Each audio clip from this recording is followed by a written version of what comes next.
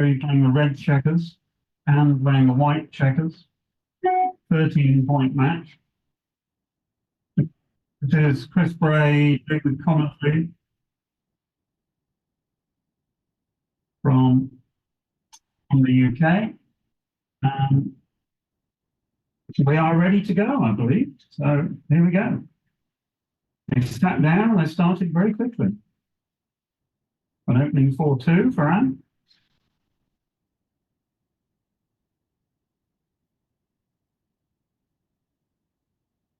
Right, here we go. 4-2, easy to play. Nothing to think about yet. And a third move where you don't have to think very much.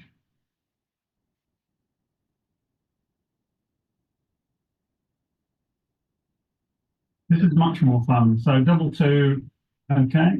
So the first 2 were obvious. The second 2 were not. There was an opportunity to bring 2 down, but this is okay, particularly when your opponent's already made the 4-point.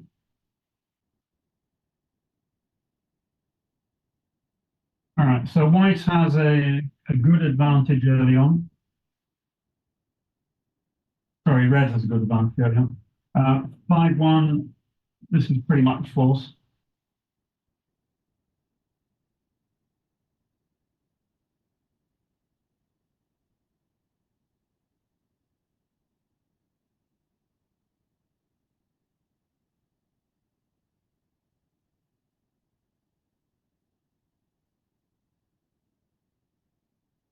Okay, so, sorry, I missed a move.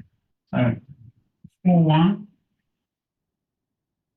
There's an opportunity again there to come down with the 4. And now red has a slightly impure structure after not taking a risk on the preceding move, which we didn't have time to look at in any great depth. It's hard to find any other move other than running here.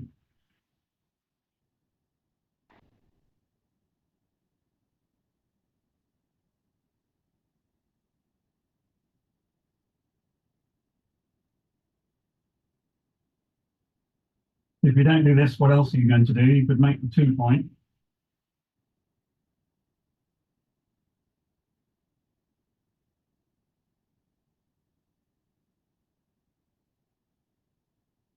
Okay. So pull the 2 checkers down. Red is attempting to build a bar. White is attempting to escape. Very simple game plan for white, which you can't execute. So you play 6-3 with the 3 and then think about the 1. You should probably come up with the 1 to freeze the red checkers on the 8-point.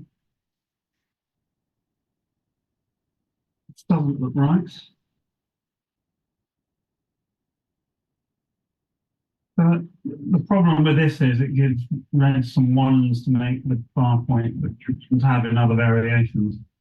So this is precisely why the 1 should have been played to come up to put pressure. Now, white has a very difficult position to play, so much so that red is going to double this position. You're not sure that white can actually take this. Here comes the cue. So technical error on the last play from Anne. Is she going to take this? I imagine the race is pretty equal. Red has the better board, has the threats of making the 8-point and 9-point, and obviously has a blitz attack as well. So, but equally well, she only has 1 checker to escape. So now red can play 13-8 because white has a block on her 3-point, which needs a 1 to cover, and white will also need a 1 to hit. So once you've queued, you need to make the checkers work for everything. That's precisely what is done, so that's fine. Now, is that a legal roll? Yeah, will it come up? Oh, sorry, it's double 1. Sorry, I'm misreading the dice. Yeah.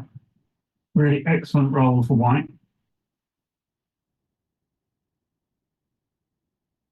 One, two and one, hitting, obviously, hit away from the edge of the prime, standard backgammon technique.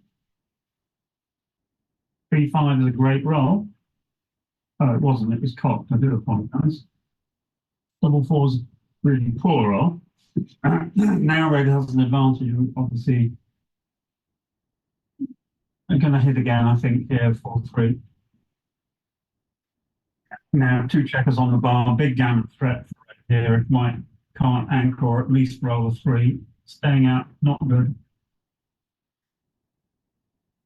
White should make the 3-point, except, of course, with 2-1. So put a third checker up and play 10-8, I think. Sorry, 12-10. So now Anne desperately needs to roll a 3. Boxcar's not good. 6 is easy. All right. Okay, and now you come. So do you fear double 2? Not really. Do you fear double 1? So the question is, do you play 20-16 or do you play 10-6? So 10-6 is a slightly more aggressive play because you want to hit loose with a 4 next time if Anne comes in with 1 checker, and also you can hit with a 5 if she comes in with 1 checker. This way you don't. Okay, so Ary, I'm sorry, I'm not quite sure how you pronounce it, has taken the option of running. Now needs to get an anchor. Red should hit with a large number of his numbers here. That's definitely a hit. So beginners have a habit of just playing safe, but this was absolutely correct. Now white has an anchor and has the timing for an ace-point game. 4-3 doesn't make the point, but it doesn't matter unless Anne rolls a 2 and red comes in awkwardly. Well, there's the 2. How do you play the 4? Do you play for the back game by playing 6-2, or do you give up by playing 8-4? White has some winning chances if she can build a prime. And now red will not have any great trouble escaping, so it'll come in with a 5. Well, I can come in with a 2 and hit with a 5, actually. 2, 5, yeah. Again, because the 4 was played as it was, red will not have any trouble escaping from white's board even if hit, so it's not a big issue. Red is carefully keeping the 6-point prime. Double 2 would be fun, but not 6-3. 5-4 is cock. 6-3, well, the 6 is easy and the 3 is easy. Make.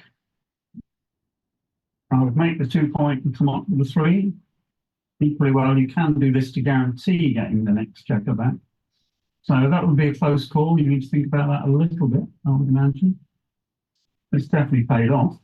So any 6 is good. 4-3, not quite so good. Yeah. Again, more cock dice.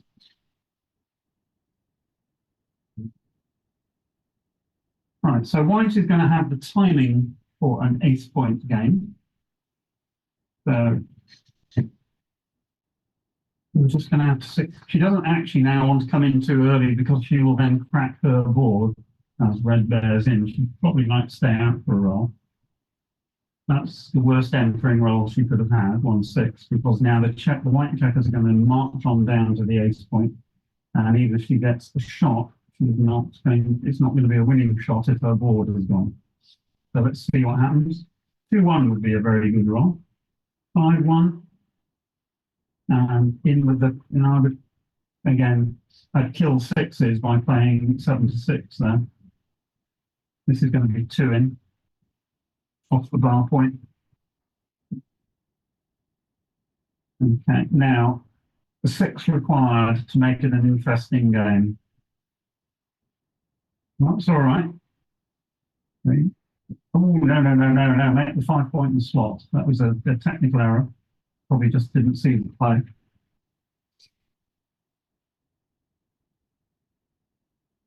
Or you can take a checker off here. Now white's board is damaged. So for white now is irreparably damaged. So with 4 checkers back, she's about even money to lose a gammon here. Again, most good players will sort of know these figures. Double three makes it even worse. So she hasn't escaped the checker and she's crunched the board more. Red can be more and more aggressive with the barrel. Red should be ripping checkers off at every opportunity. 2-1, even worse. So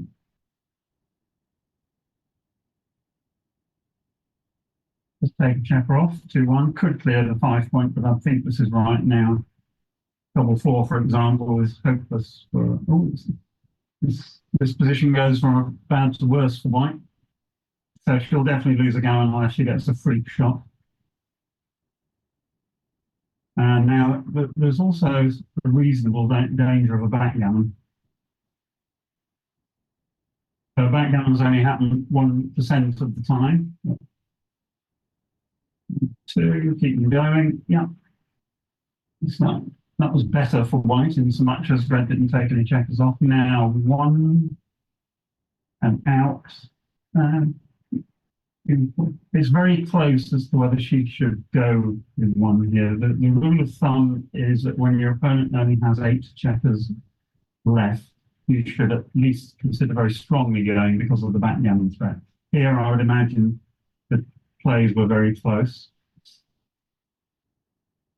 Now, the problem is, even if white gets to execute a coup classique, she won't be able to win because, of course, she's got no board. 3 and 2. So white can certainly stay for 1 more roll because virtually all of red's numbers will be shot. That can make a point. 2, 3, 4. So there's still some chances here for white to save the gammon, depending on this next roll. So if she rolls a 2, it could be amusing. If not, she's going. So she needs to go 1 and 2, you go all the way. Still some off, so double 6 will save the gammon if she gets the opportunity. Double 6 only. 2 and 1, right. So 4-0 to Ary. The big question there was the take. When you only have 1 checker back, obviously you can't create an anchor. If you can't create an anchor, you're always going to be in gammon danger. Red had a good prime, also held white's 5 point, so had a defensive position as well. I suspect that was a pass, but we need to look at that after the match, because obviously we don't have time to do that now.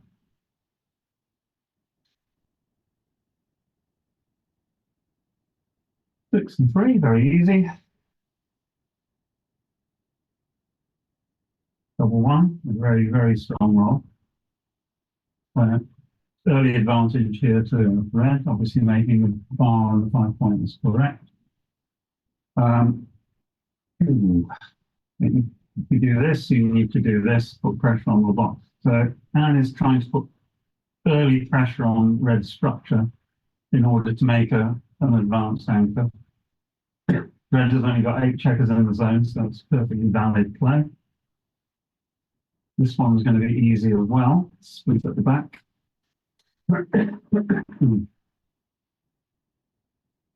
Now white needs to get some structure. That's going to run away and make the 10 points, 6-5. Choice there. I don't think she's going to find anything else.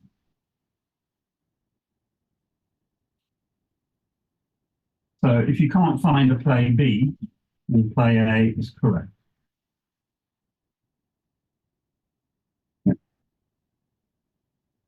Now, oh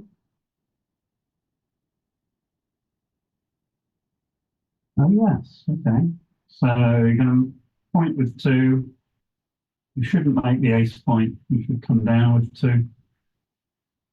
Oh, sorry, you can come out. You're probably coming out. Which one?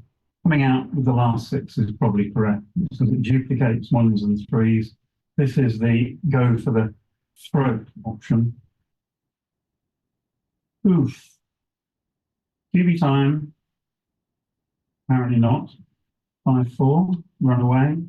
You never know whether players think they're too good to double and are playing on for gammon or whether they've just missed a few. 4. You can't afford a second lot in this position, so you're going to have to come out with a 6. So 13 to 7 would be way too loose. So would 10 to 4, and so would 8 to 2. So you come out with a 6. You've only got one checker back, and when that is the situation, you basically run for it, despite Red's potential lead in the race here. I can't see anything other than 21-15.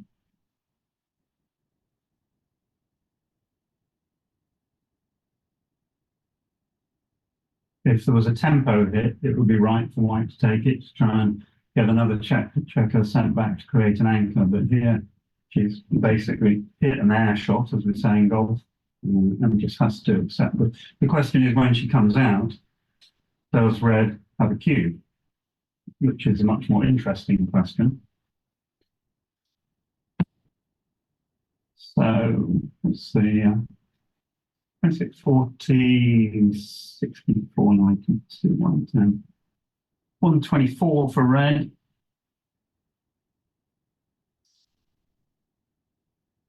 Red 17 pips up. He's got the better board, has got 3s and 4s to hit, and a pretty big gammon threat if things go wrong. So I think this is a cube, and I'm not sure it's even a take. Oh, hello. 2, 3. So again, this looks right. Okay, so just because he didn't hit doesn't mean it wasn't a cube. That would be very wary as White.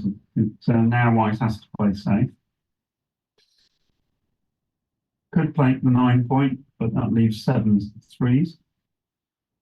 Red still has a lot of work to do to escape, and if Red plays, if White and plays 15 to 10, she's got very good structure. So now it's Red's turn to try and run away.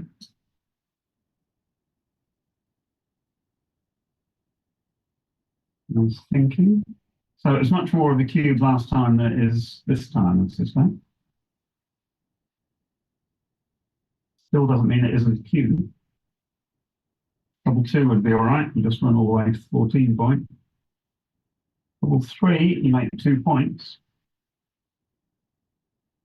And depending on what Anne rolls, again, you would look very carefully at the cubes next time. 5-1 is a good roll because it makes the 5 point. 15, 61.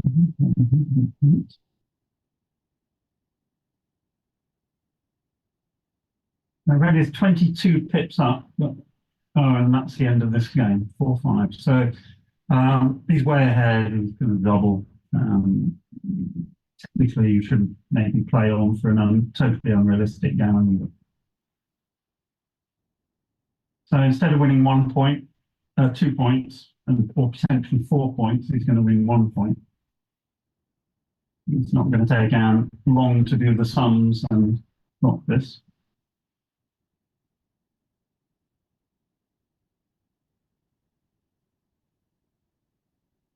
Mind you, there was a famous case in the World Championship final where someone counted the position twice and doubled, and he was 10 pips out in his count, and his opponent counted it twice and also got 10 pips out. So drop. So doubling in an even position is called the Bangalore breakdown. There's a little bit of backdown folklore for you. 4-2, you should hit here. So the score is 5-0. And needs to get on the scoreboard. 1, 2, 3. Do you split? You probably split. 5, 6, 9 checkers in the zone for run. 4-3, you're going to make a point. Probably make the 4 points. Better than the 3 point. it doesn't use the checkers as efficiently, but it makes a better point in long term. That's probably the right move. That's awkward. 5-1. So you're probably going to play 23-22 with the ace. You need to give yourself an escape hatch. Making the 23 point would be wrong here. I'm happy with this play.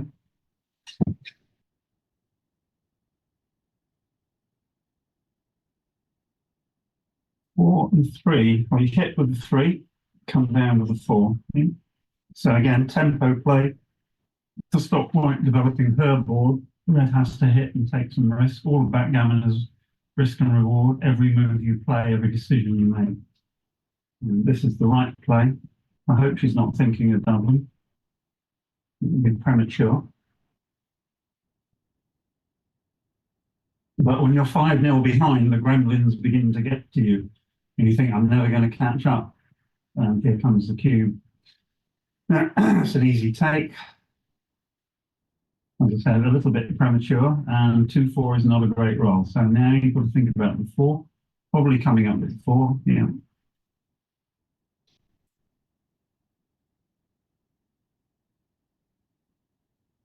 Wow. Ooh, 1, 2, 3. Okay. And then you're probably going to hit again with the other 4, double tiger play. Yeah. Known as volunteering 2 blocks in board to take 2 tempi away. 5 is easy. Think about the 2, probably split at the back. So this match is in danger of going to 9-0 unless Anne can do something here. 1.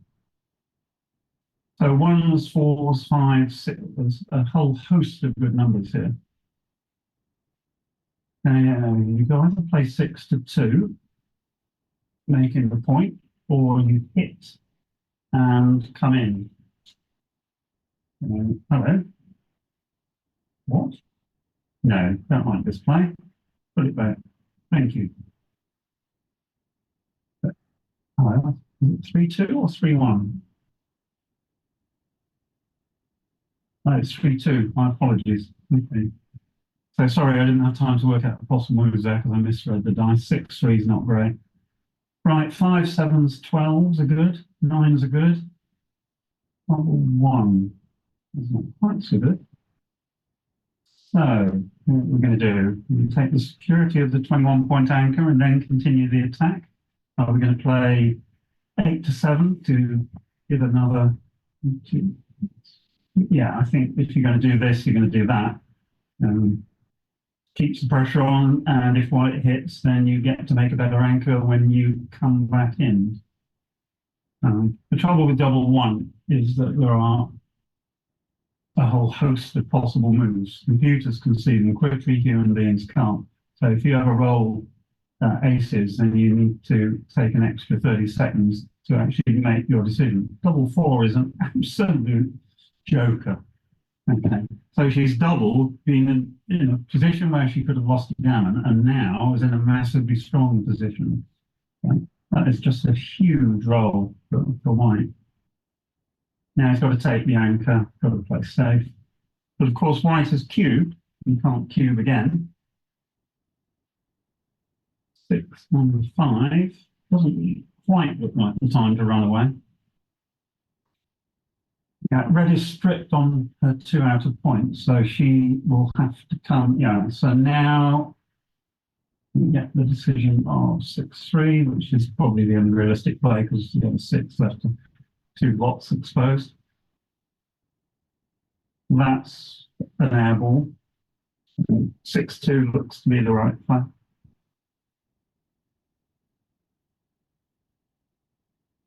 And red will attempt to run away again. Now, if Anne misses, it can be an. I doubt whether it's a recube to 4 because of the score. 6 and 3. Well, she's not going to come off the back. So where's the 6? So you play purely by playing 2 down, or you play impurely by playing 8-2, 6-3, and keeping the midpoint. But the midpoint's going to go next turn. So do you gain enough advantage through keeping the midpoint? And the answer is probably no. Now, at some point, we're going to have to stop and do a count. Red obviously is well ahead in the race. The question is, when do you redouble? 6-3 again.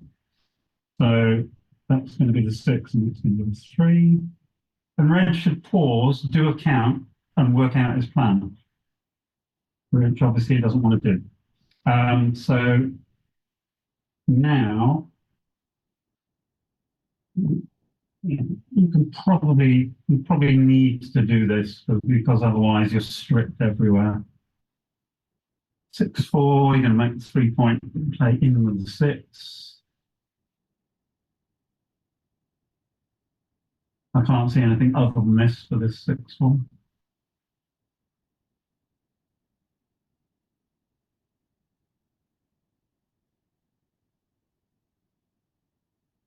You're not going to run because you're behind in the race. So red will probably try and safety the checker on the 11 point, which is fine. That's been done. And then wait to see what happens here. Ooh, 1 pip too many, unfortunately. So can't play it on a own side of the board without cracking the board. But then if you come out, this is really ugly. Yeah. Probably right. You could have looked at coming out with the 5 and putting some pressure on the check, and then given the score, it might even have been right. It would have left 4s for a big hit and 1s and 2s, but the 1s and 2s left return shots. Now, White can't win by hitting, or can win, but you have to be very lucky. Now you need to do the race. 50, 65, 77 for Red.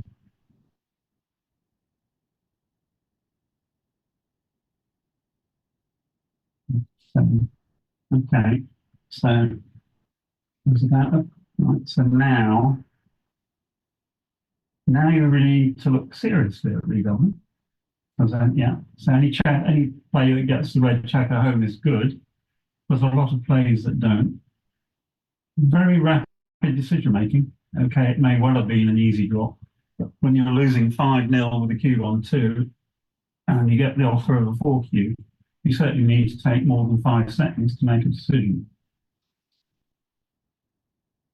7-0.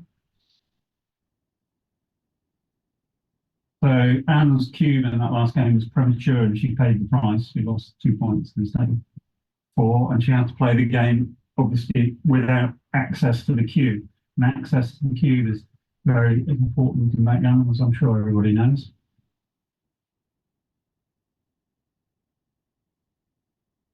Okay, so good roll, double 6, 6-5, and then 3-point. So normally if you roll double 6 and you've got an inner board point, it's a cube. At nil 7, this is a very reasonable cube because there's blitz potential for White, priming potential. 5-4, might as well go blitzing. Unless, actually, sorry, we need to look at 18, I think 18 to 13, 18 to 14 is probably a better plan. You're ahead in the race, whilst Red has got, board. Good number. Now you're going to play the 1. Well, you're probably going to creep up. Yeah. So Anne's tactic didn't pay off. The 5 is there, going to hit with the 3. I think tempo play. Yeah. And she wants complications as well. You're losing nil 7. You don't want a boring game of backgammon with no cube excitement. So here, Red can take the anchor. Oh, that anchor. Yeah. Yeah. Right. So if Anne rolls a 5, should be all right. So that's 5. That's good. You come down with 2. What's Red going to come up with here? So 6-2, 6-4 hit. Any 2 anchors? Not that one. It's got 5-3 is very ugly. So whenever you look at a backgammon board and you see a roll, you normally see a move that springs into your mind. It doesn't mean it's the right play, but it's the first one you should consider. Um, and I think that was the right play with the 3-5. Everything else weakened the position. Now, if he rolls 6, which he has not, so just safety the block, that's fine. Force and to play well. 6-4 is, again, ugly. You're not rounding off the anchor. Apparently you are. Wow. I would certainly have given that some thought. I would probably have come down 6 and hit 4. So I think strategically, tactically, that was an incorrect play. Now you need to tidy up in 4, up and up 2, right? So now 2s, 4s, and 7s hit, and 9s. So he's going to hit with a 3-1, he should do. Okay. Now, white needs a 4, does not need double 6. No re-cue because of the score that you play on for a gammon, particularly if you roll a 2. So there's the 2, 5 down.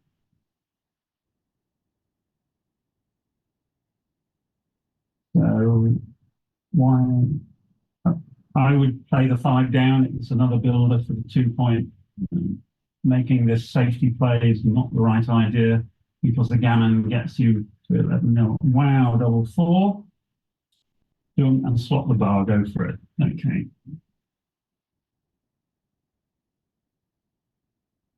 So obviously red is playing on for a gammon here.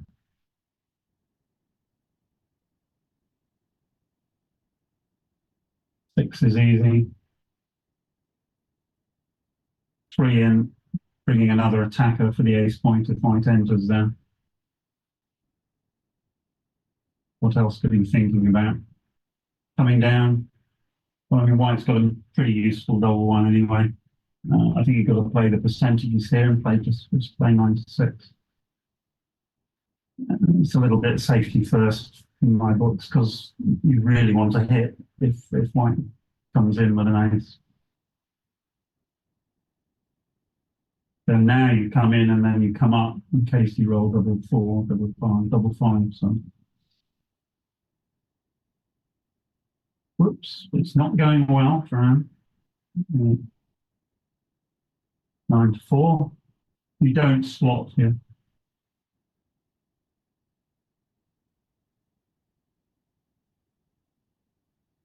One. If it was double match point, you would hit with an attempt to get an anchor. I think she's going for that play anyway.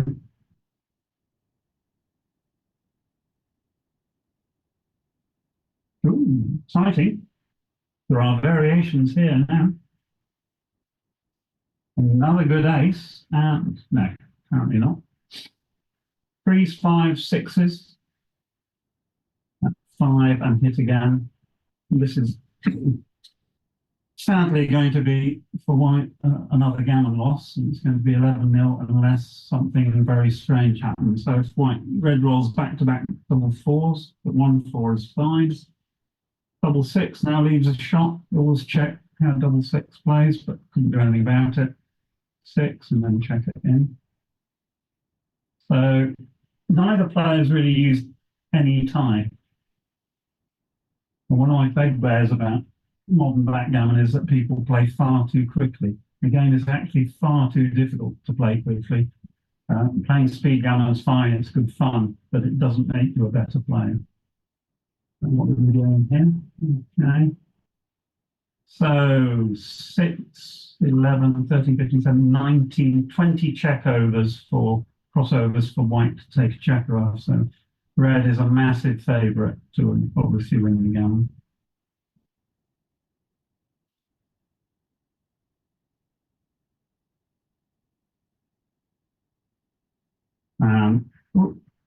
Perfect bear off position for red as well. If white comes in, this one's over. Still some fight. So something in a 1 followed by 2 big numbers. 2 and, yeah. Okay. So nine numbers keep the game going. That's one of them.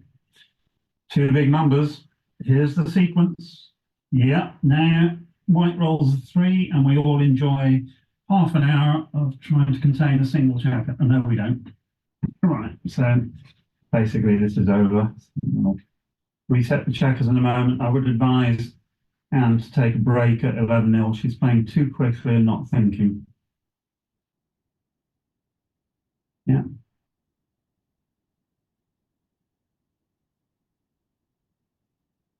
Oh.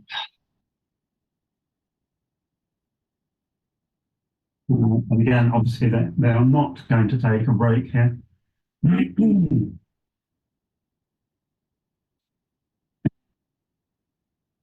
So what was that? That's 3, 3, 5, 5. Oh, we could have a double auto and be on 4 points, but no. Right, 4-1. Now, do you make the slotting play? Yeah, I think you do. You're trying to create positions that will give you a gammon if things go well. So certainly 13 to 9, 6 to 5 would be the play I would make at this score. And now you come in and you hit, and you keep hitting until the type of position is established. So eventually there'll be a roll where no one hits. Well, there it is fairly early on. Oh, sorry, you can play 8 to 2. I'm not sure you gain a great deal from 8 to 2. It gives white some funny sixes, so maybe it's just about worth it that you strip the 8 point. You're ahead in the race. No, well, this should go well. 1, 2, 3. No, you don't slot here, I don't think. This gives red a good 6. I think there are better ways to play that. This hits. Now the problem is obviously that blot on the bar point could get picked up. This makes red's 5 points, so now we're in for a reasonable length game. Red will hardly ever cube in this position unless he's a lock. 6 is 6. And I think, yeah.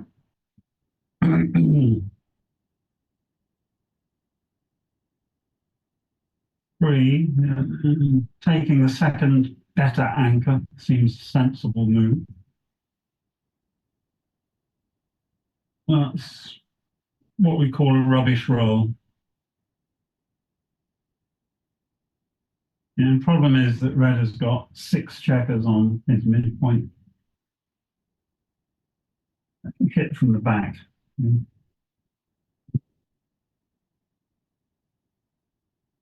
not sure I'd want to give up the anchor like that. So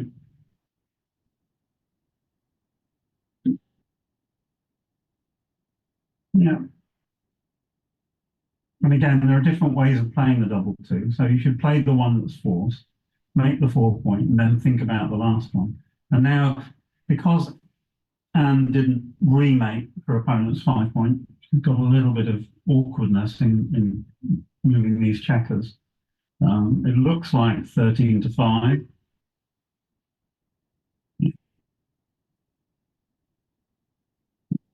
Red's got some good numbers that he doesn't deserve. 1, 2, 3, and 1 down. Yeah, that's going to be pretty easy to play.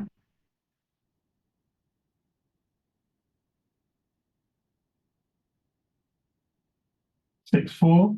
So 6, 4.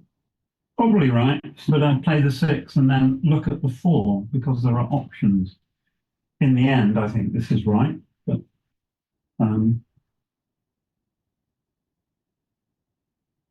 yeah. So red's got a very simple game plan again. Now the 5 is awkward, gonna have to hit. You do not play 13. No, you could play 13 to 8 and keep the prime. So that would be at least worth considering. But she hasn't really got the timing for a back game. Yeah. So one way to create that timing is to hit and be hit back. There's a couple of escape holes from red's board. 3 and 5. Well, now you're probably just going to hit 2 because then you can use the time you've created to slot the bar and then make the bar point. 6-5. So now red should slot the bar point with the aim of making it. Oh, doesn't work. 4-5. Yeah. Yeah, just about the only play there, realistically. 2. So white needs to keep the bar point, red's bar point open, if possible, to create an escape hatch. I think you make the 9 point because it's useful. It's not clear that you don't want the 9 point. So 13 to 9 with the 4. Yeah, and I think this is right. If you play 8 to 5, you take the checker beyond where it might want to live. This is, 3 of them are fine. 2, 3. I don't think I'd give up the midpoint here. I just play 5 to 2. I mean, it's not out of play, and you want to restrict red's movement in the outer boards. So I think this is the right play.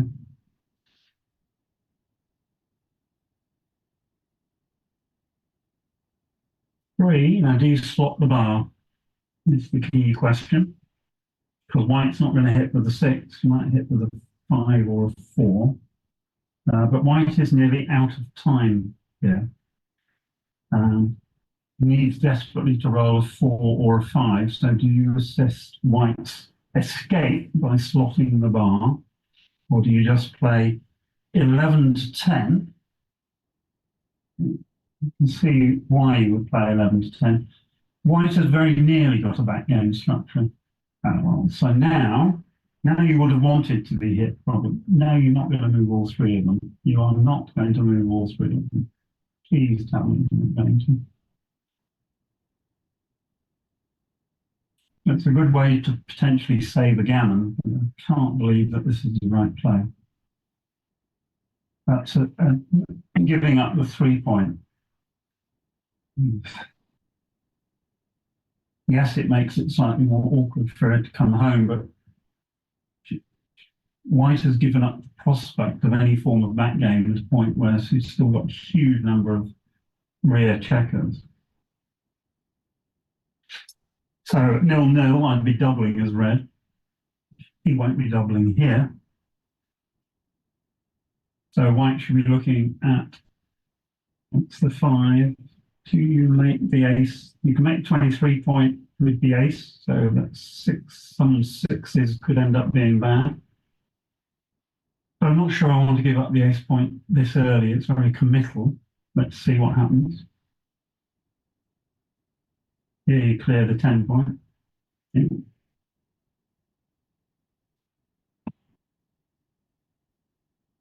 So you should always have a plan when playing backgammon. I know that sounds obvious, but you see lots of people just making moves. And making moves doesn't win backgammon games. 5, 1.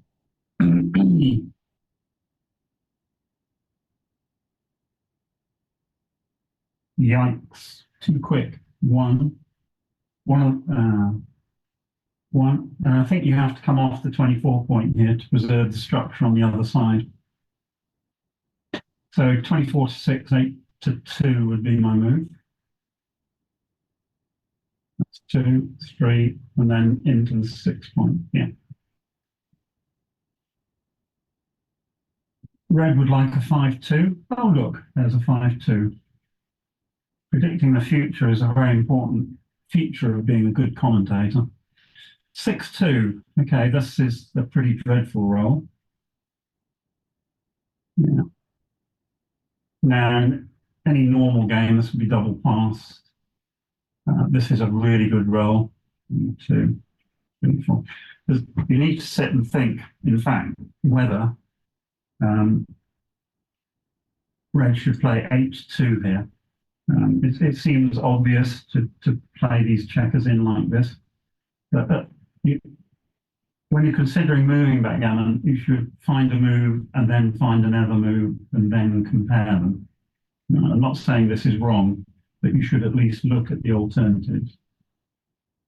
I'm going to go The problem here is 6-5 is all right. What's bad? Nothing.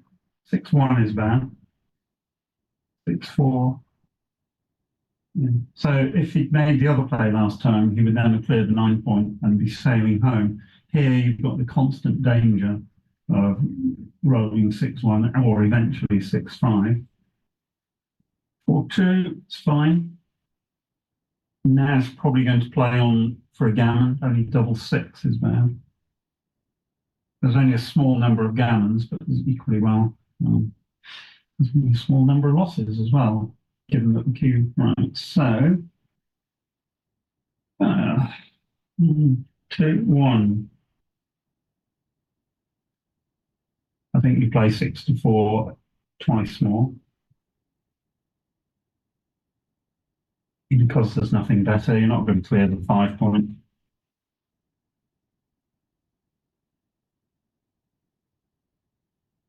It's hard to see another play. And he agrees with me. Now, again, you cannot, hello, I don't think you can do this because now you've got a dilly builder, a dead checker, and if you don't roll more than 4 next time, you are going anyway. So there will come a time in this game which, despite the lead, it's going to be correct. So here I would double and just take the point. 5-3 and 6-3 leave shots. But after that, it's plain sailing. Not going to win any gammons. So cube and drop.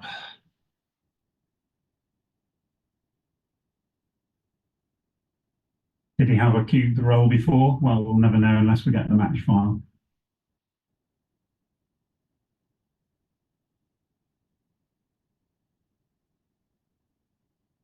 I mean, you probably need 6 or 7% to take this. You're not going to win it 6 or 7% of the time.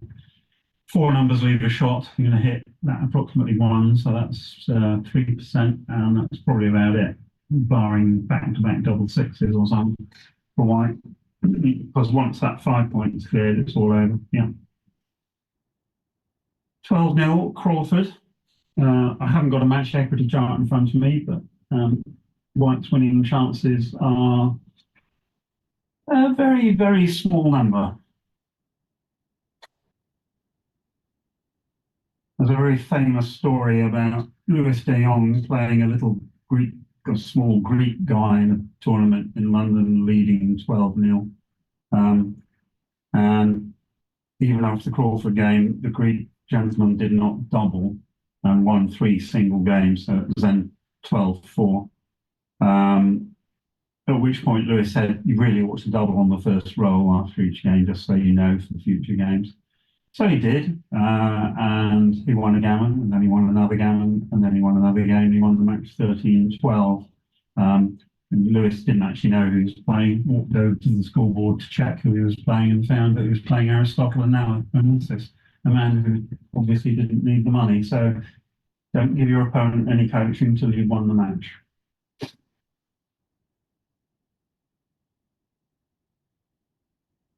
You're not going to come down, you're going to come out. Duplicates 4s. 4-5. Going to make, going to make 2 points. Okay. So, escape the checker on the 16 point. So this is going, this is a bit ugly actually. 6 down, 5 down. You don't come out because it gives your opponent 24 hitting numbers. So you just play 5 down here. I think you could play 11-6, but losing a gammon costs nothing.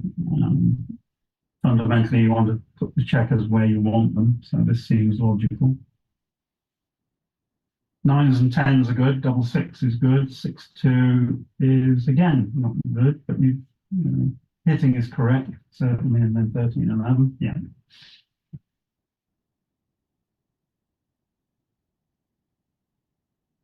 2-6. Well, it's Joker City time here for Red. He's had a couple, but he's played, I think, better than his opponent. In all honesty, a quite large errors from. So now what are you going to do? Probably going to hit again.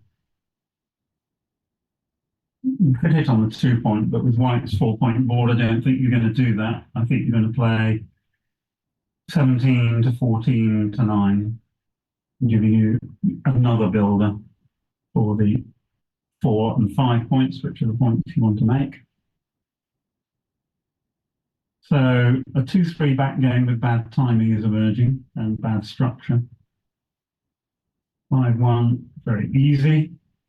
As you can see, white's got 3 outfield strip points, an accelerated board, and 2 gaps in that board. So for white to win this game is going to take quite a parlay.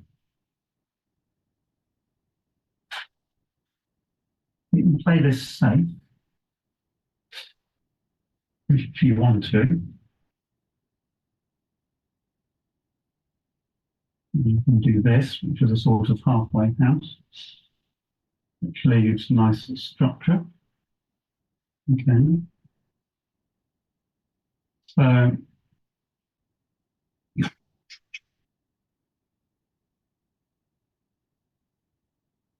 making the best of a bad lot there, I think. Red wants to make the 4 point, doesn't make it. 6 and probably 5 just in as well. Don't see much point in hitting.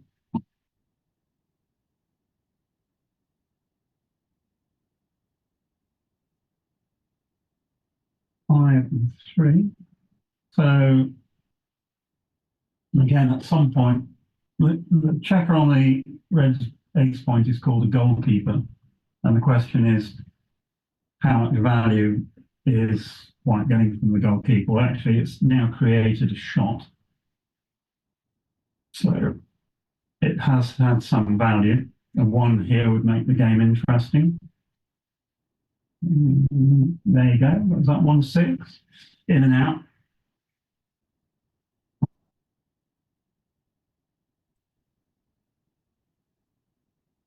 So the goalkeeper earns his salary.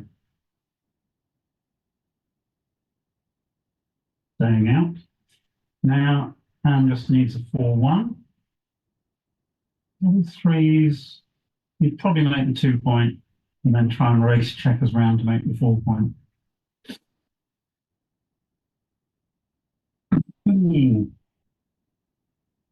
Red's still favourite.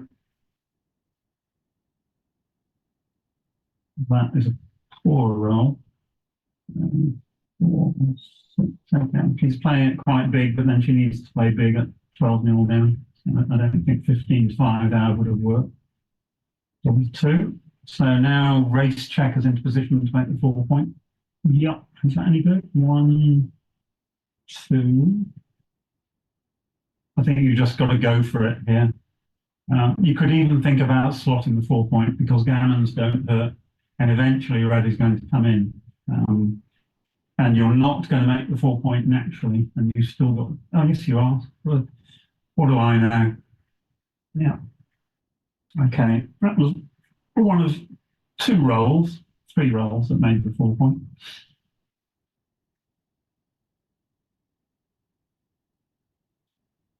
Okay, so we'll sit and watch a while. 6-3.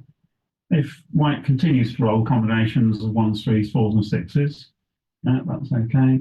5, 6 in.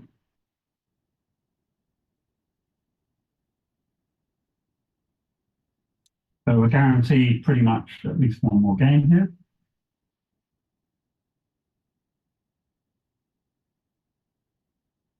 Yeah. Double 6 leaves a shot, everything else is okay. 1, 2, 3, 4. And again, I would have looked to see if that, I don't think she can get off double 6, but how much do you play for the gammon here? Not a great deal. I think you just win a single game and move on.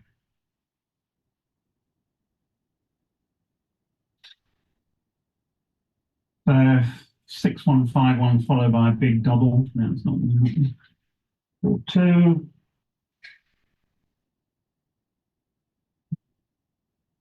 one. Oh, not going on.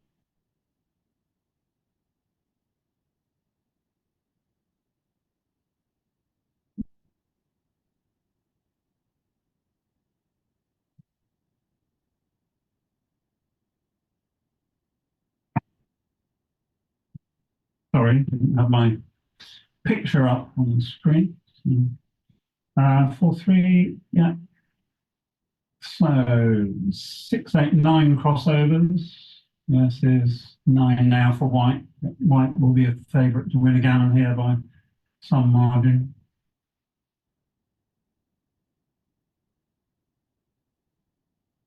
Because not all of red's numbers achieve a crossover, and they still do it for the moment. So 6 and 2, it's fine.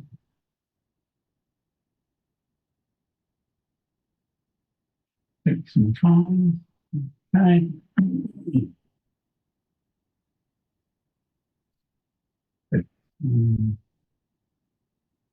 Yeah, so 2, 1, 4. A couple of numbers that don't get all the checkers in. 1, 2, 3, and swap the 4. Okay, now there are no numbers that don't get a checker off for red next time. But Anna's rolled double 5, and it's now 12-2. The fact that she's rolled double 5 means there's no free drop available, meaning that she can't pass an early cube from red, because that would mean that Anne would have to win a whole one game less to win the match. The free drop is worth a little something. And now 12-2, now soldiering on without a break. So here, red should be aiming to get a high anchor early on. Here comes the cube, which you will take. Okay, so the cube is dead. Gammons are dead for red, but not obviously for white. Correct move here is just to run one away, because the red checkers are split. Hit and down. Okay, this is standard fare. No excitement. And here you come in and come out. Nothing better. You don't want to generate complexity by leaving blocks strewn all over the place. Oh, now do you make the 5 point or do you hit? So that checker on the 15 point has still got work to do to get the safety. If you hit with a 3, the 4s are very awkward. So I like this play, whether it's right or not, I'm not absolutely sure. So if you do this with a 3, then you do this with a 4. Okay. So again, good tactic in so much as he's trying to create a high anchor.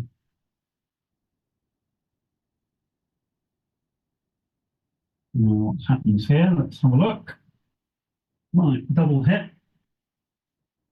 4 and 5.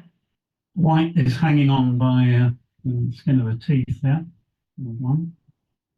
Okay, so far, and also now she's got an anchor, so the game will have some length. 6 is easy. Actually, 2 is easy. No, yeah, 6 is easy. 6-4 is okay, I think. White should now attack. She's behind. Not sure she should attack with this. So given the score, you can play 13-7, 6-5, because if you get hit back, you can then steer into some complex back game, or you certainly don't run away, or you just make the bar point and hope to improve next time. There's an awful lot of return shots after 37-65, and white has no board. I think I take the long-term asset of the bar point, but I don't find this play unreasonable at this score.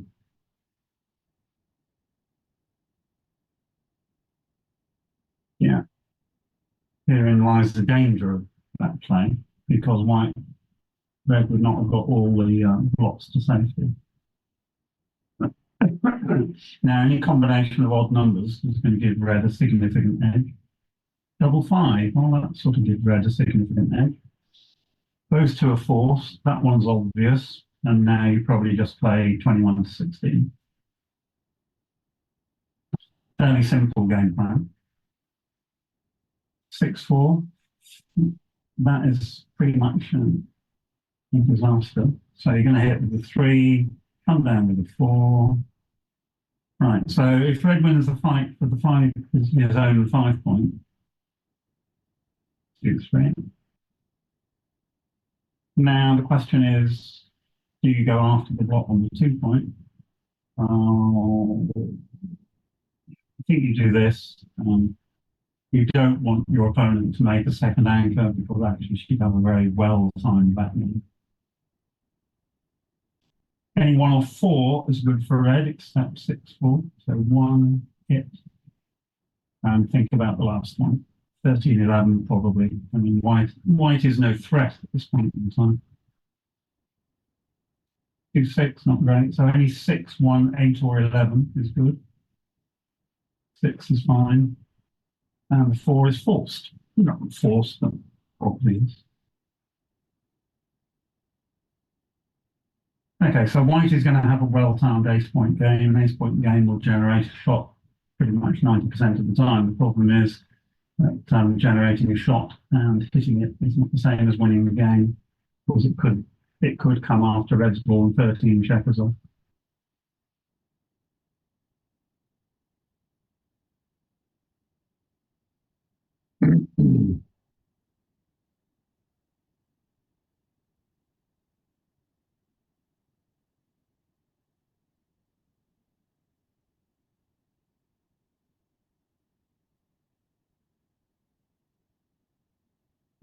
So we've all seen positions like this.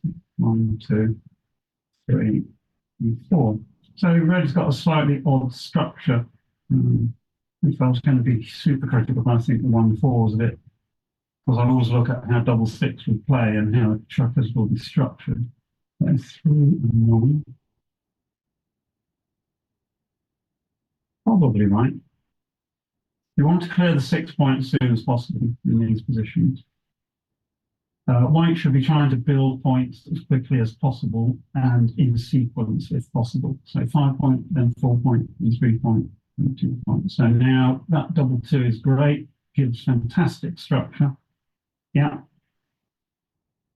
So it'll be a while. So that'll be the 3, 2 will come down. You could start the second point, but I think this is perfectly reasonable. 5, 1. So red wants to clear his upper points whilst white still has no board. So now 11 to 5, I think. Yeah, okay. Now you make the 4 point next time. Don't roll a 4, 5, 1, okay. So this is the point, is that red will have a lot of checkers off now before he can get hit. 1, yeah, lovely structure, even on the highest point, even on the 2 highest points.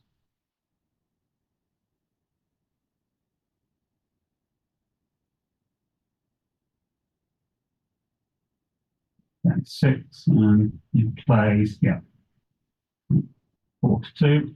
Now any roll without a 3 in it.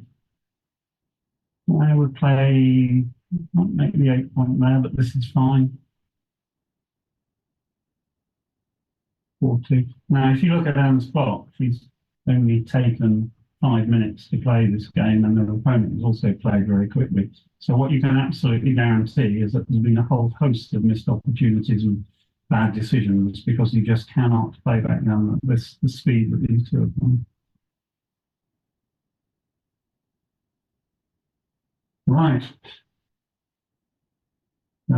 Anne now needs to start clearing the ace point in case she needs to create the opportunity, so that should come out. It's fine. Only 2s leave a shot here. That's a 2.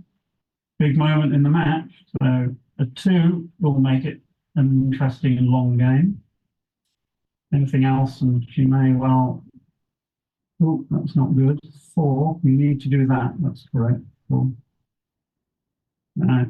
Other than double 2, every roll plays.